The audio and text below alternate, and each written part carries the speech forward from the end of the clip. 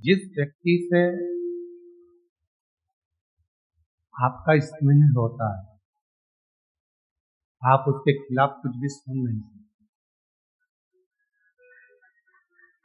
आप उसके खिलाफ कुछ नहीं सुनते, क्योंकि आपका प्रेम उसके प्रति हो गया, आपका स्नेह उसके प्रति हो गया। आप कैसे सुनते? जितनी मेरी दीदियां बैठी हैं, जितने मेरे जीजा बैठे हैं, जितनी मेरी माताएं बैठी हैं, जितने मेरे भाई बैठे हैं, जितने मेरे जीजा बैठे हैं, जितने मेरे बुजुर्ग माता पिता बैठे हैं, आप सब जरा विचार कर कर बताना, एक बेटा कोई गलती करता है और लोग आकर बता देते हैं। एक बेटा गलती करता है और किसी ने आकर बताया कि तुम्हारे बेटे ने ये गलती करी है, तुम्हारे बेटे ने ऐसा कर दिया, तुम्हारे बेटे ने वैसा कर दिया, तुम्हारा बेटा ऐसा गलत कर रहा है। ईमानदारी से बोलना, माँ मानने को तैयार हो जाती है क्या कि मेरा बेटा ऐसा कर सकता? माँ मानती ही नहीं, माँ मानने को तैयार ही नहीं होती है, माँ मान ही नहीं पाती। क्यों?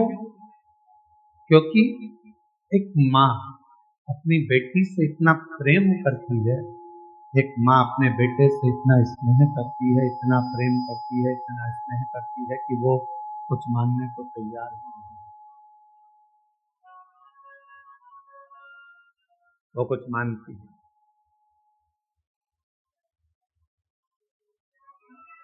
प्रेम जब बहुत ज्यादा मात्रा में बढ़ जाता है, स्नेह बढ़ जाता है, तो हमें अवगुण नजर नहीं, हम उसमें केवल गुण ही देखते।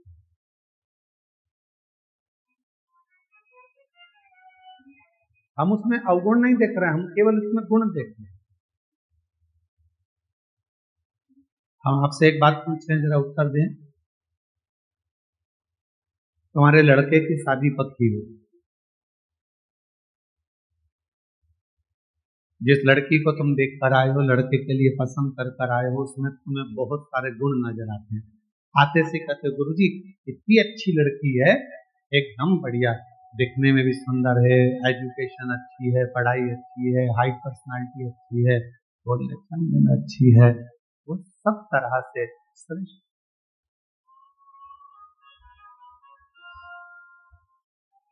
क्यों? क्योंकि आपने उस लड़की में गुण ही गुण देखा, इसलिए आपको उसमें केवल गुण ही गुण नजर आए, केवल गुण ही गुण नजर।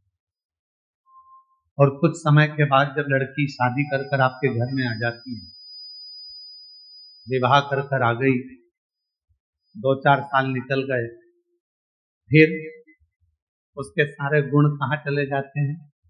अब आप उसमें गुण नहीं देख रहे, आप उसमें अब दिन भर सुबह से शाम तक अवगुण ढूंढने का प्रयास करें। दिन भर हम उसमें अवगुण ढूंढ रहे हैं, दिन भर हम उसमें अवगुण देख रहे हैं, हम उसमें गुण नहीं ढूंढ पा रहे, हम उसमें अवगुण। पहले वही बहू 7 बजे उठकर आती थी तो तुम कुछ नहीं कहते थे, अब वही बहू 7 बजे उठती है तो तुम्हें लगता है कि बहुत देर से। लड़की वही है, पहले हमने उसमें केवल गुण देखा और अब हम उसमें अवगुण देख रहे हैं। अब हम उसमें गुण नहीं देख पा रहे, अब हम उसमें अवगुण देख। थोड़ा सा भी भोजन बिगाड़ दिया, थोड़ा सा भी भोजन बिगाड़ दिया तो कह दिया तुम्हारे बाप ने यही सीखा। और पहले तो अगर वो थोड़ा सा भी भोजन कुछ बनाकर तुम्हारे सामने ला देती थी तो तुम उसमें प्रसन्न हो जाते थे कि इतना अच्छा भोजन बना, इतना श्रेष्ठ भोजन बना है, तुम उसमें भी प्रसन्न हो जाते। अब तुम्हें उसमें अवगुण दिख रहा है। यहाँ जितने बैठे हैं, यहाँ मेरी जितनी भी माताएं बैठी हैं, जितने भी पिता बैठे हैं, मैं आप सबसे एक निवेदन करूं, उत्तर दीजिएगा जरा।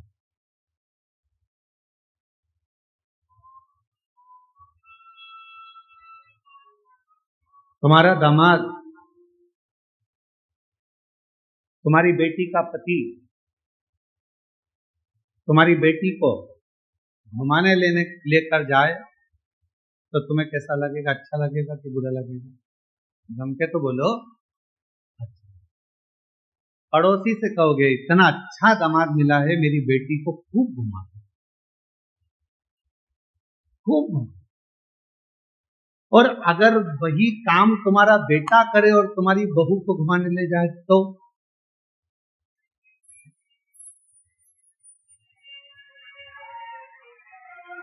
विचार करो।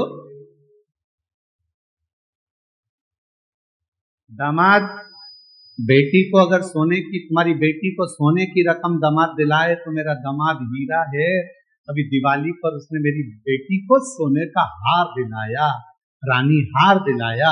और वही काम तुम्हारा बेटा करे और तुम्हारी बहू को सोने का हार दिला दे तो तुम्हारा भगोने जैसा नहीं है। जैसे तुम्हारी बेटी है वैसे ही तुम्हारी बहू भी तो किसी की बेटी है, वो भी तो बेटी।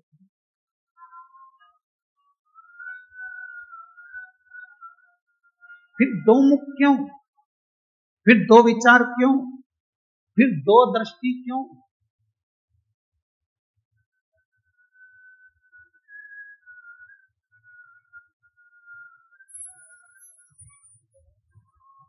गणेश जी की कितनी धर्म पत्नियां? जम के बोलो जरा। दो। क्या नाम है? सिद्धि। किसी ने शंकर भगवान से कभी पूछा कि भोलेनाथ जी आपने अपने गणेश जी के लिए, बेटे के लिए दो पत्नी क्यों ढूंढी? माँ जगत जननी जगदम्बा अम्बा माँ पार्वती जी आपने अपने बेटे के लिए दो बहू क्यों ढूंढी? किसी ने पूछा कभी गणेश जी महाराज से कि गणेश जी आपके लिए आपके माता पिता ने दो पत्नी क्यों ढूंढी?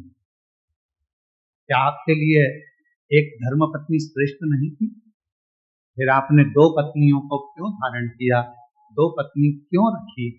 तो कोई देव अधिदेव महादेव से पूछे तो देव अधिदेव महादेव एक बात कहते हैं कि मैंने अपने पुत्र गणेश के लिए दो पत्नियां इसलिए ढूंढी है क्योंकि गणेश जी को बुद्धि का देव कहा जाता है और बुद्धि कभी भी इधर उधर भटके ना।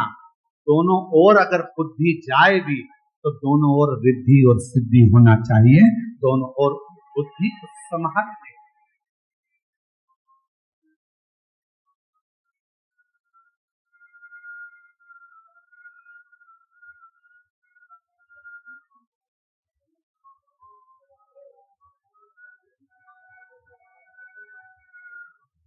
दो दृष्टि नहीं रखनी।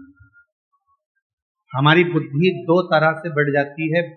बेटी और दामाद के लिए हमारी बुद्धि कुछ और कहती है, बेटा और बहू के लिए हमारी बुद्धि कुछ और।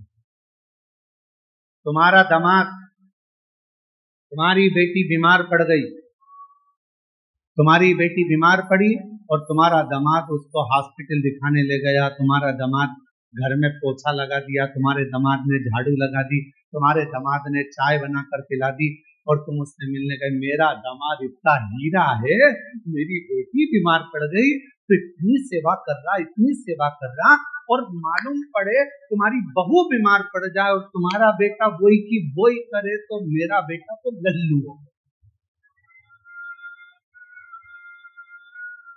दिन भर उसमें लगा।